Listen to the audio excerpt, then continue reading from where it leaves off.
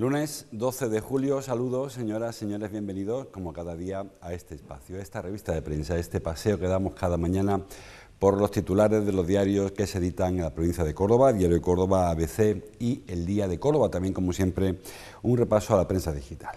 Vamos con este primer vistazo a los periódicos en papel, donde destacan y lo tienen el final de la Eurocopa, que ya se celebró, como ya sabrán. Italia campeona de los penaltis, titula el Diario Córdoba. Y como titular de apertura, bueno, pues tenemos ahí uno acerca de las armas.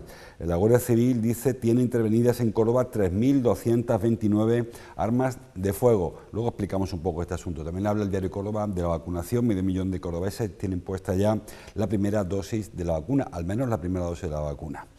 El diario ABC, la portada también es para la Eurocopa. Los penaltis permiten a Italia levantar la Eurocopa en Wembley, en Londres, como ya quien quiso vio ayer por la tele. También dice que el equipo de Calviño queda como único contrapeso a Podemos. Se refiere, lógicamente, a la remodelación del gobierno, en el que, como bien saben, han dejado de pertenecer Carmen Calvo, la cordobesa, José Luis Ábalos, Iván Redondo y algunos otros ministros. Bueno, ha sido una auténtica escabechina la del presidente Sánchez, su propio gobierno. Si da tiempo hablaremos un poquito también del gobierno. Y el diario El Día también habla, la foto es para la Eurocopa, hoy no hay fotos locales como ven, Italia toma Wembley, titula, y la foto es la de los campeones bajo el arco que les señala como campeones de Europa, de selecciones. También habla de sanidad, la falta de vacunas reduce un 25% las dosis inyectadas en Córdoba, dice. La última semana se han inoculado 53.144 viales frente a los 70.000 de semanas anteriores. Aún así, 3 de cada 5 cordobeses mayores de 16 años ya han recibido la pauta completa. 3 de cada 5, un porcentaje, como ven, pues muy amplio. Bueno, vamos con el repaso del sumario. Como les digo, fotos todas para Italia, que campeona de la Eurocopa. Pudo ser España, como bien saben, después de aquellos penaltis fatídicos. Italia ha pasado tanto las semifinales como la final. La ha sacado adelante a base de su portero, de Donnarumma, se llama algo parecido. Bueno, pues el héroe italiano. En cuanto a lo local, como les decía, vamos con el tema de las vacunas.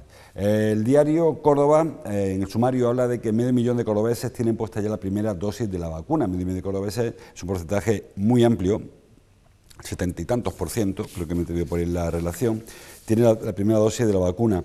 El 62% al menos. Lo que ocurre es que según que se mide, hasta 16 años o desde toda la población varía.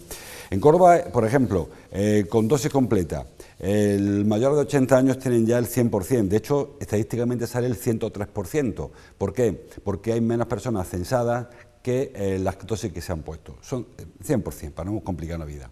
Hasta de 70 en adelante, 70 y más, el 99% tienen su dosis puesta. Baja un poquito la cantidad, hablo de dosis completa, con de 60 a 69 años, que están en el 73%. Baja más. El grupo de edad, el otro 50-59, tiene el 90%. ¿Por qué hay más personas vacunadas de 50añeros que 60añeros? Porque los de 60-69 están esperando la segunda dosis de AstraZeneca, que tarda 10 semanas, mientras que 50-59, la dosis que se la administra de Pfizer o Moderna, que solo son 3 o 4 semanas. Luego a partir de ahí sí que baja mucho el porcentaje. Los de 40-49 apenas es la mitad, 57%, de 30-39 solo el 17%, de 20-29 solo el 13%, y de ahí para abajo pues, mucho menos, el 1% para las personas de 12 a 19 años. En total, el 49% de las personas de más de 12 años han recibido las 2 dosis, es decir, la mitad, casi 500.000 cordobeses, señala el periódico, tiene la primera dosis y la mitad de la población, 300 y pico mil y muchos miles, tiene puestas las 2 dosis. ¿Significa esto que está la tarea hecha? Pues evidentemente no. Al menos hace falta que el 70% estén inmunizados para considerar inmunidad de rebaño, y es cierto, como señala el diario El Día, que la falta de vacunas ha reducido un 25% las dosis inyectadas. Junio ha sido un buen mes para la vacunación, han llegado muchas vacunas a Andalucía y la Consejería de Salud y Familia las ha administrado prácticamente todas, las que tiene reservado un grupo, explicó el consejero, para la segunda dosis, porque no servirá de nada que pasase los efectos de la primera dosis de muchos y ninguno estuviese inmunizado por completo. O sea, se ha preferido guardarlas para segundas dosis que no para empezar con un proceso de vacunación. Así que Menos vacunas, pues menos personas inmunizadas, lógicamente. Saben que las vacunas están contratadas, las contrata la Unión Europea, las distribuye a los distintos países, que a su vez las reparten de manera equitativa, se supone, de manera proporcional a la población, por las comunidades autónomas, y luego a su vez se reparten por la provincia. Es decir, que ¿dónde viene el error de que haya menos vacunas? Pues de que los laboratorios pueden suministrar más o menos viales, más o menos dosis a los países, y eso repercute en la vacunación. Hay que decir que España es uno de los países con mayor porcentaje de población inmunizada. Pese a ello, pues como les digo, está en torno a la mitad de la población las que tienen la dosis completa, 40 y tantos % a nivel nacional, y en torno al 70, un poquito menos, los que tienen al menos una dosis. Saben que con una dosis ya se tiene cierto nivel de inmunización, pero por ejemplo para la variante Delta, lo que se ha llamado de primera hora la variante hindú o india, pues parece que con una dosis no es suficiente. Hay muchas personas que están contagiándose teniendo solo una dosis, aunque es verdad que los que se contagian tienen efectos menos graves que si no tuvieran ninguna. Algo de inmunización hay, pero no la que se pretende. Los contagios siguen al alza, como bien saben. Ayer no hubo cifras, la Junta de Andalucía nos facilitó cifras ayer de nuevos contagios, con lo cual hoy será la cifra del domingo y del lunes, y se esperan que haya un repunte importante.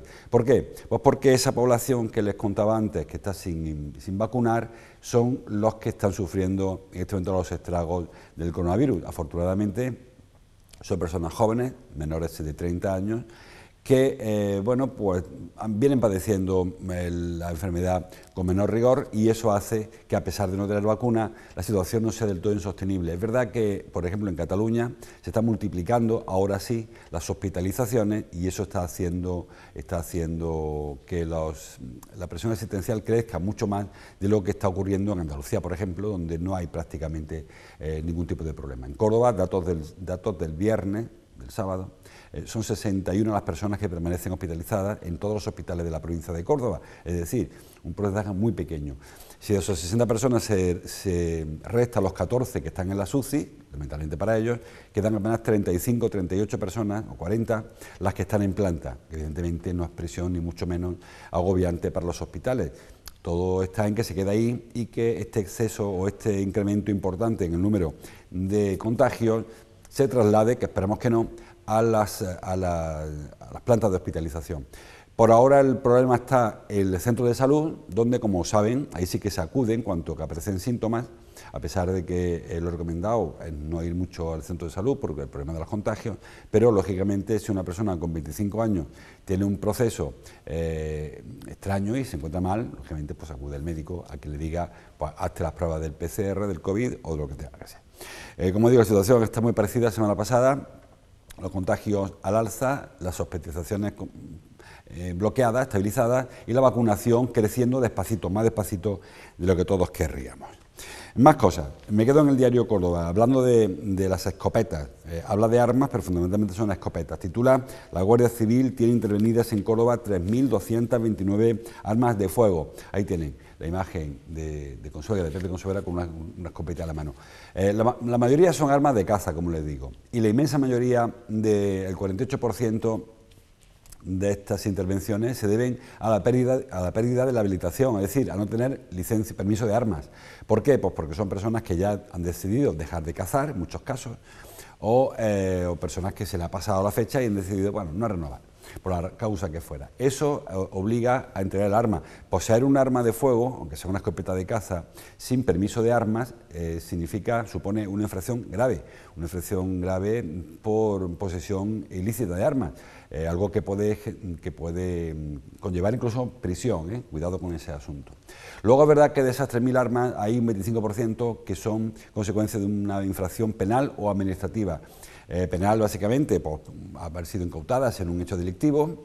Saben, recurrentemente hablamos de operaciones de la Guardia Civil o de la Policía Nacional, que conllevan, además de la detención de los delincuentes, presuntos delincuentes, la incautación del armamento que estaba en su poder. Y luego hay otras que son sanciones administrativas, lo que hablaba antes, ¿no?, de una posesión ilícita de un arma de fuego, que no es que se le haya dejado, que hayan ido a entregarla, sino simplemente que se le interviene por parte de la Guardia Civil. ¿Son cifras preocupantes? Bueno, en Córdoba hay mucha licencia de caza, como saben, una provincia muy cazadora, y eso hace que haya mucho armamento de estas características. También hay arma corta, no vamos a negarlo, pero en relación al arma larga, el arma que veíamos en la fotografía, pues muy poquita cosa. Hay una serie de gráficos en la página interior, una información que firma Manolo Larrea. Córdoba es el lugar donde más armas llegan, también aparecen muchas en Peñarroya, Pozo Blanco, Montilla, Lucena y Priego, que es donde hay comandancias, que es donde hay mayor actividad por parte de la Guardia Civil. Ahí vemos la imagen que tiene el diario Córdoba, esa galería, y el sargento Consuegra haciendo repaso. Ven que la mayoría son armas de caza, la mayoría de ellas que son armas que entregan los propietarios porque han decidido abandonar la actividad, y tener en casa un arma que no se utiliza obliga a tener un permiso de armas, obliga a tener una licencia para obtener el permiso, y es un poco el laberinto. Lo más sencillo, pues entregarla y que la Guardia Civil se deshaga de estas armas. Hay otras que no, que se tienen para otro tipo de funciones. Pero si tienen un arma sabrán el lío que supone, casi más lío desprenderse de ella que adquirirla. Más cosas.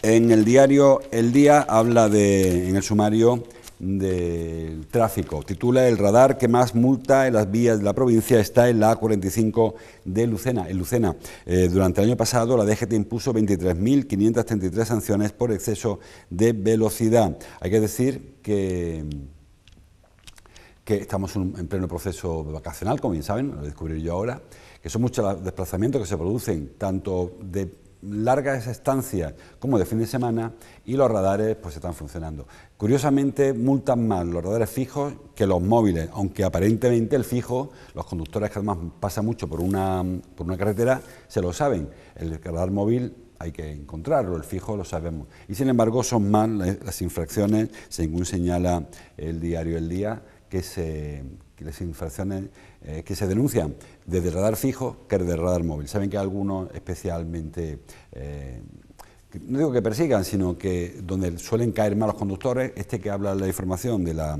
carretera de Málaga a la altura de Lucena y es de la Cuesta del Espino. Saben que hay un radar ahí que de pronto hay que pasar a 80 o menos, con lo cual hay muchas personas que no da tiempo, o no lo ven o no le hacen caso, y ahí incumplen la normativa y son sancionados. El diario ABC, la página 2, en la portadilla, habla de agua. Saben que hay 3 barriadas periféricas, o 2 y media, ahora explico lo de la media, que son especialmente vulnerables al agua durante el verano. Hablo de Trasierra, Cerro Muriano y La Jara, que no llega a ser una barriada, es una urbanización, pero con serios problemas de suministro de agua. Estamos viendo el pantano, la foto del pantano del Guadanuño, que es el pantano desde el que llega el agua a Cerro Muriano, que evidentemente no es suficiente. El EMAXA, tanto EMAXA como la Junta, ahí lo tienen, despliegan, dice la información que firma Baltasar López, van a desplegar sus millonarias obras para llevar agua a la sierra en Córdoba en 2023. Bueno, hay una cifra bastante optimista, ¿eh? Yo creo que todos los vecinos la firmarían ahora, porque no está del todo claro que esa fecha vaya a ser la definitiva. Saben que para llevar el agua a Trasierra, el proyecto del ayuntamiento, que es municipal, consiste en crear o en implantar una nueva canalización desde la carretera de Palma del Río, por la carretera de Trasierra, por la Medina Zara, una doble canalización. Ya existe una conexión ahí pequeña, que habrá que ampliar, pero hay que dar una doble canalización, la de las aguas residuales para abajo, que será más grande, y la del agua potable, que será para arriba. Que ese agua viene de Villazul, aunque sea a partir de la carretera de Palma del Río. También para Cerro Muriano la conexión va a ser desde Villazul, en este caso para sustituir, como están viendo, el embalse de Guadanuño, un embalse pequeño que quedará, supongo, para riego, aunque también puede servir para suministro en caso de que haya algún tipo de dificultad. En Cerro Muriano viven habitualmente 3.000 vecinos que saben que en verano se multiplica y el pantano no tiene esa capacidad. En el caso de Trasierra son 9.000 las personas censadas, pero ahí se multiplican incluso por más que en Cerro Muriano cuando llega el verano. Así que es fundamental acabar con esos problemas. Además, en Trasierra se toma el agua de distintas captaciones en el entorno, y el problema fundamental está con las residuales, más incluso que con las aguas potables. Es verdad que el agua potable, a consecuencia de los muchos pozos que tienen los vecinos de la zona, están esquilmando los acuíferos, y hemos visto bastante frecuentes imágenes del arroyo Bejarano, de Baño de Bopea y la zona que más se aproxima al Guadiato, que básicamente van sin agua porque los vecinos tienen que tomar agua de los pozos, como le digo, y eso no hace sino esquilmar el acuífero. El agua que se toma en un pozo aquí no llega al siguiente lugar, lógicamente, porque el agua se queda antes. Cuando es un pozo solo, probablemente no se afecte demasiado el acuífero. Cuando son muchas las viviendas que toman agua del mismo acuífero, el manantial pues, no da abasto. La solución será, como les digo, sacar agua desde Villazul, llevar agua a un depósito que habrá junto a los Villares, de donde, por cierto, saldrá el agua para Las Jaras, que es el tercer lugar en el que hay problemas. Las Jaras más que ningún otro. Las Jaras, saben, se provee de agua, el agua que beben los vecinos viene del embalse de La Encantada, un embalse que se creó para una especie de lago que se creó en esa misma urbanización. La urbanización ha crecido, se han hecho otras fases, se ha incrementado el número de vecinos que permanentemente viven en Las Jaras y eso hace que no haya suficiente agua para los vecinos. Y cuando la hay, sobre todo en épocas puntuales, coincide con el llenado de piscinas o el riego cuando los vecinos suben todos a la vez, vecinos que utilizan Las Jaras como segunda residencia.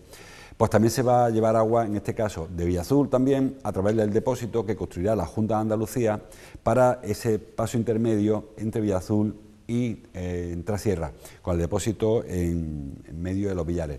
Bueno, son proyectos caros y costosos. El proyecto de Trasierra cuesta 13 millones de euros, que lo subirá EMACSA con fondos también de consejería, y el de Sermuriano son 10 millones de euros. El de Las Jaras es un pequeño lío porque el compromiso de la empresa constructora era proveer de agua a los propietarios, a los residentes, y parece que esos 4 millones que costará esta obra tienen que asumirlo la empresa constructora, que no lo veo yo muy por la labor. Así que al final lo acabará haciendo EMACSA e intentará, espero que con éxito, cobrarle la obra a quien tenga que pagarle y no lo acabemos pagando quienes no tenemos por qué hacerlo, ¿no? Pero en principio EMACSA se va a hacer cargo de la obra.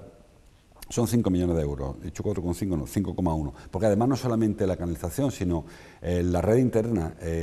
La Jara se ha deteriorado mucho, los vecinos denuncian continuamente que se producen vertidos, porque las canalizaciones que se construyeron hace muchos años se han ido deteriorando, no ha habido un mantenimiento suficiente y hay muchos vertidos de aguas fecales, aguas residuales, que acaban incluso en el pantano del que luego beben, es decir, que es un ciclo. Realmente la mayoría de los vecinos de La Jara utilizan agua embotellada porque no tienen calidad suficiente y utilizan el agua del embalse pues para regar, para las duchas como mucho, para lavar, pero cada vez más se utiliza agua embotellada porque, como les digo, hay problemas muy serios. Bueno, dice 2023, bueno, ojalá sea 2023. También habla la información de que el tanque de tormentas del balcón de Guadalquivir estará a mediados del 2022, que es el año que viene. De nuevo, creo que es el plazo cortito. Es verdad que esto es mucho más fácil. Un tanque de tormentas es un gran depósito de agua o un gran aljibe subterráneo, una piscina si quieren, que se va a construir a la altura del avión que hay en el balcón de Guadalquivir.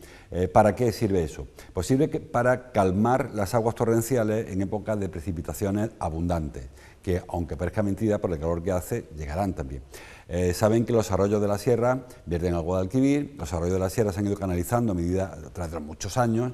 Es el caso, por ejemplo, de Pedroche o los arroyos que cruzan la ciudad de Córdoba, hay muchas calles de Córdoba que se llaman Arroyo de San Andrés, Arroyo de San Lorenzo, Arroyo del que fuera, San Rafael, porque en su día por ahí pasaba un arroyo. Todos esos arroyos se han ido canalizando, se han ido derivando hacia los colectores y eso hace que cuando llueve mucho, pues se produzcan inundaciones. El agua sale por la alcantarilla porque el arroyo no está preparado para ese caudal. Bueno, pues un tanque de tormentas lo que hace es calmar las aguas. Cuando llegan las aguas, por ejemplo, de Pedroche, el arroyo de Pedroche, en lugar de ir directamente a Guadalquivir, con lo que eso supone, pues se quedan primero en un aljibe y luego de ahí van cayendo, lógicamente, hasta el Guadalquivir. Es un invento con la de Córdoba. En Sevilla hay varios tanques de tormentas, se evitan las inundaciones.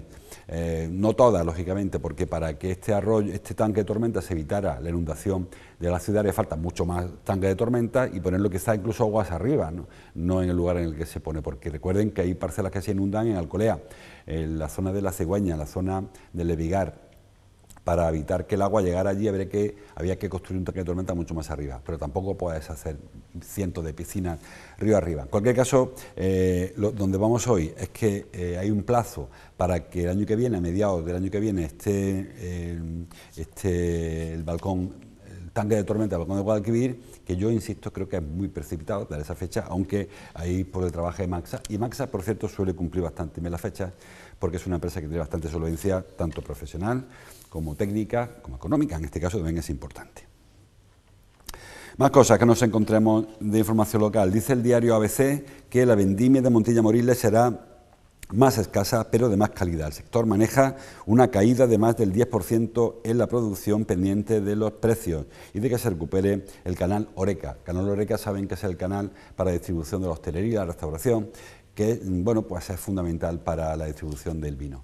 La vendimia no llega a la becería de la aceituna, pero sí que hay temporadas mejores, temporadas peores. No todas las temporadas las campañas son iguales. En este caso parece que habrá menos uva, pero eso habitualmente coincide con una mayor calidad de los caldos, de lo que luego se pueda extraer de la uva. Así que se va compensando, no exactamente, no todo, pero sí se compensa. Yo creo que el gran reto de la denominación de origen Montilla Moriles, más allá de avanzar en extensión, etcétera, siempre lo digo, es avanzar en la dignificación del vino y la calidad del producto. Tenemos ese concepto, el vino de la tierra como vino de inferior calidad al vino que llega de fuera, y por supuesto que las bodegas, que los aficionados al vino, tanto al vino fino, al vino de Montilla, como a Pedro Jiménez u otras variedades, saben que existen excelentes vinos cordobeses que no envidian nada a los vinos de Jerez o de Sanlúcar o los Rioja o el que sea, ¿no? El vino, en este caso el vino blanco, que es el que vemos nosotros en la tierra, que producimos en la tierra. Digo esto porque habitualmente la rentabilidad del producto no viene solo dado por la cantidad de uva que se recoja, ni por la cantidad de vino que se sea capaz de luego extraer de la uva, sino también de la comercialización del vino. Y aquí seguimos vendiendo vino a granel, seguimos sacando gran cantidad de la uva que se produce, que se cosecha, va al granel, y eso, quieran que no, ni Canal Horeca ni ningún otro canal sería suficiente. Seguimos teniendo un poco el vino local, el vino de Montilla Moriles, como de segundo orden frente a otros. Cuando quieres un vino bueno, elige la marca, cuando no, pues vino del que tengas ahí en el tetrabric, que me parece que es un error. Yo siempre he dicho que vender el vino en tetrabric es rebajarle un nivel, que entiendo la comodidad, entiendo todas esas cosas, se entienden, pero yo no he visto nunca un vino de calidad, no sé, se me ocurre un Proto, en un tetrabric en lo alto del mostrador de un bar. Sin embargo, cuando pedimos un vino de la casa, pues se mete en un manguito este tetrabric y se saca vino como si fuera aquello agua del grifo. Creo que habría que empezar quizá yendo un poco a poner en su lugar el vino, que me consta que se está intentando hacer, se está haciendo, que hay bodegas que sí que se trabaja muchísimo el tema del embotellado, la presentación, el marketing, pero seguimos viendo mucho vino que sale, pues eso, vino a granel como si aquello fuera gratis. Más cosas que hay en los periódicos. El diario El Día, por ejemplo, en el sumario, habla de los parques caninos. Córdoba tiene una flota, por llamarlo de alguna manera, de parques caninos interesantes, y en los últimos años se han abierto algunos. Hace poco, hace una semana, uno aquí al lado del Puente de San Rafael, en la avenida Fray del Vino, que se trata de eso, se trata de un espacio en el que los animales, en este caso los perros fundamentalmente, creo que son los perros, pueden entrar a hacer sus ejercicios, a echar un rato de ocio con sus dueños. Me parece muy interesante. Es cierto que la presencia de los perros por la calle no todo se evita con estos parques caninos, pero es verdad que sobre todo por el tema de la suciedad o el tema de la molestia que puede ocasionar en ocasiones, que provocar en ocasiones algún animal, pues con esto se alivia. También es verdad que hay dueños que no les gustan estos lugares. Este que estamos viendo en la fotografía es precisamente este que les cuento en la avenida de Fray Albino, junto al Puente de San Rafael. Me parece muy interesante, hay 6 recintos en la capital que, para este cometido, y hay otros 4 más en proyecto, es decir, que los que tengan mascotas pues tienen esa posibilidad de ir con su mascota a estos lugares y encontrar allí ese esparcimiento que quizá no encuentran en otras provincias, donde es mucho más complicado salir con la mascota, con el perro, a buscar por la calle. Más cosas. Me voy al diario Cordópolis, que habla de los ERTE y de los ERE. Saben que desde que comenzó la pandemia, el gobierno dio la posibilidad a las empresas con dificultades de pedir un ERTE. Un ERTE es un expediente de regulación de empleo temporal, de ahí la T con respecto al ERE, que es un expediente de regulación de empleo. Dice el diario Cordópolis, lo dice Alfonso Alba en esta información, que se están convirtiendo los ERTEs en EREs. Es verdad que por ahora solamente hay 3 casos 3 casos significativos, 3 casos importantes, el más importante, el de la foto, el de Emergia, este call center que está allí en Teno, Córdoba, de donde van a despedir a 260 personas.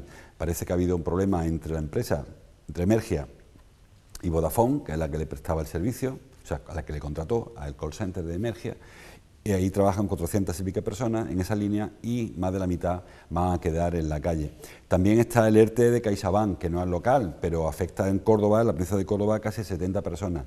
Y luego un ERTE, que ese hay que casi bendecirlo, es el de los trabajadores de Banrecord, que llevaban sin cobrar 10 meses, y saben que cuando una empresa deja de pagar al trabajador, el trabajador tiene muy pocos derechos ahí, más allá de esperar que le paguen y reclamar su salario, porque no puede apuntarse al paro, no puede reclamar al Fogasa que le paguen el salario que le deben, y tampoco puede hacer ninguna otra cosa que ir a trabajar por las mañanas y a ver qué le dice el dueño. En el caso de Banrecord estaba claro que la empresa pasaba dificultades muy serias y al final pues se ha llegado a un acuerdo, trabajadores y empresarios, para este ERE, en este caso, un expediente de regulación de empleo, que le va a costar el empleo a 30 personas. Como digo, es casi la mejor noticia que les podía llegar, porque el resto sería seguir yendo a la fábrica a esperar a ver si les pagan algún día. Además de ellos, pues alguno más va a caer. Yo confío, a pesar de la información que publica Alfonso Alba hoy en el diario, en Cordópolis, confío en que las empresas vayan retomando. El ritmo de aceleración en la recuperación es mayor del que se previó incluso por parte del Gobierno. El mes pasado, el 1 de junio, conocimos los datos del paro de julio, el 1 de junio conocimos los datos de junio, julio con julio, y vimos que había habido un récord absoluto, histórico en cuanto a la contratación. Es decir, la actividad económica se está recuperando. Hemos dicho muchas veces que esta crisis, la crisis de la pandemia, crisis económica que provoca la pandemia, es una crisis más de consumo que estructural. ¿Eso qué significa? Que cuando la movilidad se recupera, rápidamente se recupera la actividad económica, el consumo. No es lo mismo que cuando la actividad afecta a los empleos, afecta a la economía, afecta a la banca, como ocurrió en 2008, que ahí cuesta mucho más recuperar. En este caso hay muchas personas que no han perdido su empleo, que no han gastado el dinero y que cuando se recuperó la actividad tenían dinero para consumir, y se está dando la recuperación mucho más rápida de lo que ha ocurrido en otras ocasiones. En este caso esperemos que sea así y que no haya esto que comenta Cordópolis, por eso se produzca, y que los ERTE, pues en lugar de reconducirse en ERE, por lo que hagan sea que vuelvan a la actividad. Vamos terminando. El diario Córdoba publica en el sumario que la extranjería copa el 11% del trabajo en el turno de oficio. Hoy, día 12 de julio, es el día de la justicia gratuita, que es el que prestan los letrados en el turno de oficio. En Córdoba, en la capital, el Colegio de Abogados de Córdoba, hay 278 abogados apuntados al turno de oficio, que no es que sea gratis, ellos no le cobran a quien defienden, luego les pagan mal, por cierto, mal y tarde, pero les paga la Junta de Andalucía. Pero el servicio que prestan es gratuito. Bueno, pues dice el diario Córdoba, lo hace Araceli Ruiz Arjona, que el 11% de las asistencias de los abogados de oficio, del turno de oficio, son para resolver temas de extranjería. En Córdoba no son temas demasiado complicados, lo explica en esta información, porque habitualmente los problemas más gordos se resuelven o se encauzan al menos en la costa, que es donde llegan las personas de extranjería. Lo que se resuelve son fundamentalmente temas de asilo, temas de expedición de papeles, de documentación, etcétera. Y eso se empieza a tramitar en la costa.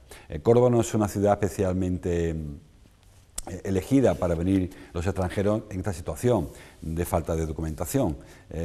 Habitualmente, desembarcan en las costas, muchos de ellos con destino a Francia o a Suiza, y van muchos inmigrantes, con lo cual Córdoba es una ciudad muy de paso. Pese a ello, el 11% de las asistencias son para resolver estos asuntos. Ha bajado del año 2020 al 2019, bajaron mucho las asistencias del turno de oficio, pero curiosamente no bajaron las asistencias en temas de extranjería. Solo de eso, porque si es un extranjero o español que ha cometido un delito, se le atiende en el turno de lo penal. El turno de extranjería solamente atiende, como les digo, temas de documentación, temas de situaciones irregulares, temas de asilos, que en Córdoba no son demasiados, a pesar de que hay ese 11%. En número son 700 las asistencias que al año se prestan en el turno de extranjería del turno de oficio del Colegio de Abogados de Córdoba. O sea, no parece que sea especialmente grave. Y para terminar, bueno, la imagen del fútbol, la salto, Sigue avanzando el Festival de la Guitarra. Fado, dice el diario ABC, el Fado irrumpe en el Festival de la Guitarra con la voz de Maritza, la portuguesa. Bueno, pues los aficionados a la guitarra siguen teniendo una cita ineludible con el Festival de Córdoba. Lo tienen, Maritza la Cerquía, el Teatro de la Cerquía, un espectáculo de fado de leyenda, y lo tienen. Creo que hay un cartel muy interesante para todos los gustos, para más rockeros, para más clásicos, para más flamencos, para también el fado, en la voz de Maritza. Creo que hay para todo, y que seguro que encontramos un ratito para pasar el verano, que por cierto no fue tan caluroso esta ola de calor o este episodio de alta temperatura como nos advirtieron. Se puede ir al teatro, a la Cerquía, estamos fresquitos, y a disfrutar de la guitarra y de la voz. Hasta que llegamos, como siempre, les invito a que sigan avanzando en la información, que consulten internet, que bajen a comprar el periódico y a la radio, a la tele, y si no, pues mañana seguimos contándoselos aquí. Hasta mañana, como siempre, gracias por su atención.